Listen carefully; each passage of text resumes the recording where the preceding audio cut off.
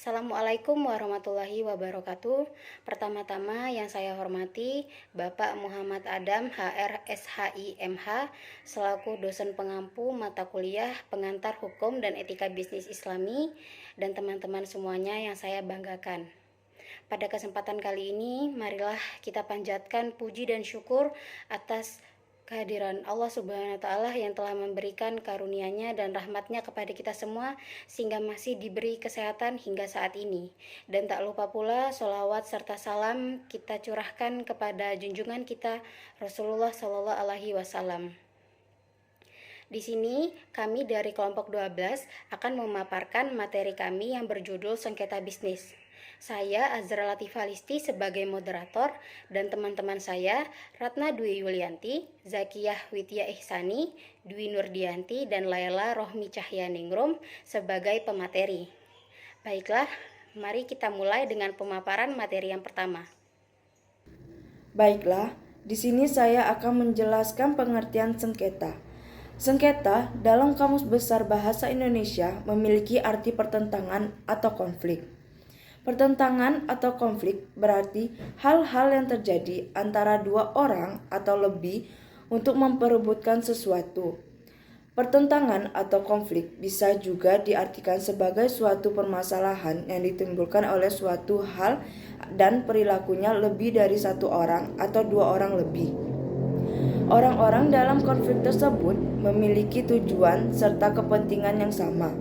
Karena suatu sebab atau hal menjadi pemicu suatu permasalahan yang menimbulkan konflik di antara pelaku, perorangan, atau kelompok yang kemudian hal tersebut menimbulkan hukum antara keduanya. Selanjutnya, pengertian penyelesaian sengketa bisnis. Penyelesaian sengketa bisnis adalah suatu penyelesaian perkara ataupun permasalahan yang dilakukan antara salah satu pihak dengan pihak yang lainnya. Permasalahan yang dihadapi karena adanya perbedaan kepentingan untuk mendapatkan suatu hal yang sama. Penyebab sengketa bisnis.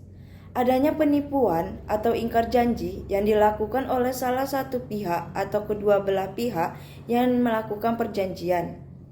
Pihak-pihak atau salah satu pihak telah melakukan apa yang telah disepakati, namun tidak sama dengan apa yang diperjanjikan. Pihak-pihak atau salah satu pihak melakukan apa yang dijanjikan, namun terlambat. Pihak-pihak atau salah satu pihak melakukan sesuatu yang menurut perjanjian tidak boleh dilakukan. Pada kesempatan kali ini saya akan menjelaskan mengenai arbitrase. Arbitrase merupakan forum penyelesaian sengketa yang telah dikenal luas kalangan pebisnis, baik nasional maupun internasional. Dalam bahasa Inggris, arbitrase disebut arbitration dan bahasa Indonesia kekuasaan atau juga kebijaksanaan. Dan kata latinnya yaitu arbitrare, yang berarti kekuasaan untuk menyelesaikan suatu perkara berdasarkan kebijakan. Arbitrase merupakan penyerahan sengketa secara sukarela kepada pihak ketiga yang netral, yaitu individu atau arbitrase sementara. Nah, dari hal itu dapat kita simpulkan bahwa arbitrase adalah cara penyelesaian suatu sengketa perdata di luar pengadilan umum yang didasarkan pada perjanjian arbitrase yang dibuat secara tertulis oleh para pihak yang bersangkutan. Hal ini dapat kita lihat dalam pasal 1 ayat 1 Undang-Undang Nomor 30 Tahun 1999 tentang arbitrase. Selanjutnya, bagaimana para pihak dapat menyelesaikan sengketanya pada lembaga arbitrase? Penyelesaian sengketa melalui lembaga arbitrase harus terlebih dahulu dengan kesepakatan para pihak secara tertulis untuk melakukan penyelesaian menggunakan lembaga arbitrase. Para pihak menyepakati dan mengikat diri untuk menyelesaikan perselisihan yang terjadi oleh arbitrase sebelum terjadi perselisihan yang nyata dengan menambahkan klausul pada perjanjian pokok. Namun, apabila para pihak belum memasukkan pada klausul perjanjian pokok, para pihak dapat melakukan kesepakatan apabila sengketa telah terjadi dengan menggunakan akta kompromis yang ditandatangani oleh kedua belah pihak yang disaksikan oleh notaris. Alternatif penyelesaian sengketa. Selain melalui proses arbitrasi, penyelesaian sengketa non-litigasi dapat juga dilakukan dengan cara alternatif penyelesaian sengketa atau Alternative Dispute Resolution atau ADR. Alternatif penyelesaian sengketa adalah suatu bentuk penyelesaian sengketa di luar pengadilan berdasarkan kata sepakat atau konsensus yang dilakukan oleh para pihak yang bersengketa baik tanpa ataupun dengan bantuan para pihak ketiga yang netral. Penyelesaian sengketa melalui ADR mempunyai keunggulan-keunggulan dibandingkan dengan penyelesaian sengketa melalui litigasi. Di antaranya ialah adanya sifat kesukarelaan dalam proses karena tidak ada unsur pemaksaan, prosedur yang cepat, keputusan yang bersifat non-judisial, prosedur rahasia, fleksibilitas dalam menentukan syarat-syarat penyelesaian masalah, hemat waktu dan hemat biaya, dan tingginya kemungkinan untuk melaksanakan kesepakatan serta pemeliharaan hubungan kerja. Lembaga alternatif penyelesaian sengketa dibagi menjadi 5, yaitu mediasi, negosiasi, konsultasi, konsiliasi, dan penilaian ahli. Mediasi adalah suatu proses penyelesaian sengketa berupa negosiasi untuk memecahkan masalah melalui pihak luar yang netral dan tidak memihak, yang bekerja dengan pihak yang bersengketa untuk membantu menemukan solusi dalam menyelesaikan sengketa secara memuaskan kedua belah pihak. Mediasi juga merupakan cara penyelesaian sengketa di luar pengadilan melalui perundingan yang melibatkan pihak ketiga atau mediator yang bersikap netral dan tidak berpihak kepada siapapun yang bersengketa serta diterima kehadirannya oleh pihak-pihak yang bersengketa. Negosiasi adalah sarana bagi pihak-pihak yang bersengketa untuk mendiskusikan penyelesaian tanpa keterlibatan pihak ketiga. Melalui negosiasi, para pihak yang bersengketa dapat melakukan suatu proses penjajakan kembali akan hak dan kewajiban para pihak yang bersengketa dengan suatu situasi yang sama-sama menguntungkan, dengan melepaskan atau memberikan kelonggaran atas hak-hak tertentu berdasarkan asas timbal balik. Konsultasi merupakan suatu tindakan yang bersifat personal antara suatu pihak tertentu yang disebut dengan klien dengan pihak lain yang merupakan pihak konsultan, yang memberikan pendapat kepada klien tersebut untuk memenuhi keperluan dan kebutuhan klien tersebut. Konsiliasi merupakan usaha untuk mempertemukan keinginan pihak-pihak bersengketa agar mencapai kesepakatan guna menyelesaikan sengketa dengan kekeluargaan. Penyelesaian melalui konsiliasi dilakukan melalui seseorang atau beberapa badan sebagai penengah yang disebut konsiliator dengan mempertemukan atau memberikan fasilitas kepada pihak-pihak yang berselisih untuk menyelesaikan perselisihan secara damai. Penilaian ahli merupakan bentuk pendapat para ahli yang dapat dipahami dan diterima oleh para pihak yang bersengketa. Dalam hukum acara dikenal sebagai saksi ahli, yakni suatu kesaksian berdasarkan keahlian dari seseorang atau lebih untuk menemukan solusi pada pokok persengketaan. Penilaian para ahli juga dinamakan sebagai keterangan ahli, yang dalam Undang-Undang Nomor 8 Tahun 1981. Sengketa bisnis syariah, manusia sebagai ciptaan Allah Subhanahu wa taala dan badan hukum sebagai ciptaan hukum merupakan subjek hukum yang mempunyai hak dan kewajiban, serta dapat melakukan hubungan hukum dan lalu lintas hukum.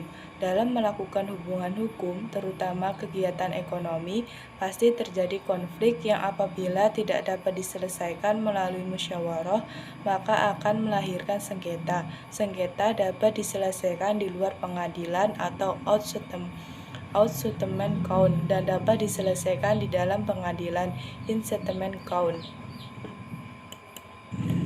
Penyebab sengketa bisnis syariah. Dalam proses pembuatan akad terdapat ketidaksepahaman para pihak dalam proses bisnis karena terjebak pada orientasi keuntungan, karakter coba-coba, atau karena ketidakmampuan mengenali mitra bisnisnya dan mungkin tidak ada legal cover. akad atau kontrak sering untuk dilaksanakan karena para pihak kurang cermat atau kurang hati-hati ketika melakukan perundingan pendahuluan, tidak mempunyai keahlian untuk mengkontribusikan norma-norma akad yang pasti, adil, dan efisien, kurang mampu mencermati resiko dan yang potensial akan terjadi atau secara sadar membiarkan potensi itu akan terjadi, tidak jujur atau amanah. Aspek sengketa bisnis syariah. Aspek yuridis, yakni adanya perbedaan antara sasjisen dan dasolen atau perbedaan antara kenyataan yang terjadi dengan norma yang seharusnya dijalankan. Aspek sosiologis, yakni adanya suatu fakta yang membuat suatu pihak merasa diuntungkan oleh pihak lawan yang membuat atau melakukan fakta atau kejadian itu, dan tidak mau secara sukarela mengganti kegiatan atau menyelesaikan dengan damai, dan masing-masing pihak tidak mau mengalah atau mengalah salah satunya. Aspek sosiologis, yakni bahwa pada hakikatnya sengketa itu terjadi antara sesama manusia dalam kapasitas apapun. Rasa emosional manusia inilah yang memunculkan adanya sengketa. Penyelesaian sengketa bisnis syariah.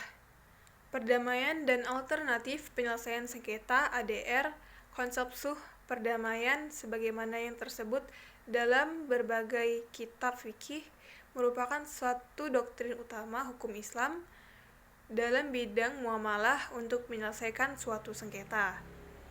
Dan ini sudah merupakan condition qua non dalam kehidupan masyarakat manapun. Karena pada hakikatnya perdamaian bukanlah suatu pranata positif belaka, melainkan lebih berupa fitrah dan manusia. Segenap manusia menginginkan seluruh aspek kehidupannya nyaman, tidak ada yang mengganggu, tidak ingin dimusuhi, ingin damai dan tentram dalam segala aspek kehidupan. Arbitrase tahkim biasanya dalam kontrak bisnis sudah disepakati dalam kontrak yang dibuatnya untuk menyelesaikan sengketa yang terjadi di kemudian hari di antara mereka. Usaha penyelesaian sengketa dapat diserahkan kepada forum-forum tertentu sesuai dengan kesepakatan. Ada yang langsung ke lembaga pengadilan, atau ada juga yang melalui lembaga di luar pengadilan, yaitu arbitrase, choice of forum, or choice of jurisdiction. Proses litigasi pengadilan sengketa yang tidak dapat diselesaikan baik melalui sulh atau perdamaian maupun secara tahkim atau arbitrase akan diselesaikan melalui lembaga pengadilan. Adapun tugas dan wewenang memeriksa, memutus, dan menyelesaikan perkara tertentu bagi yang beragama Islam dalam bidang perkawinan, warisan, wasiat, hibah, wakaf, zakat, infak, sedekah, dan ekonomi syariah. Baiklah, sekian materi yang dapat kelompok kami sampaikan mengenai sengketa bisnis. Semoga apa saja yang telah kami sampaikan dapat berguna bagi kita semua untuk kedepannya. Amin ya rabbal alamin. Kami tutup. Wabillahi taufiq wa hidayah. Wassalamualaikum warahmatullahi wabarakatuh.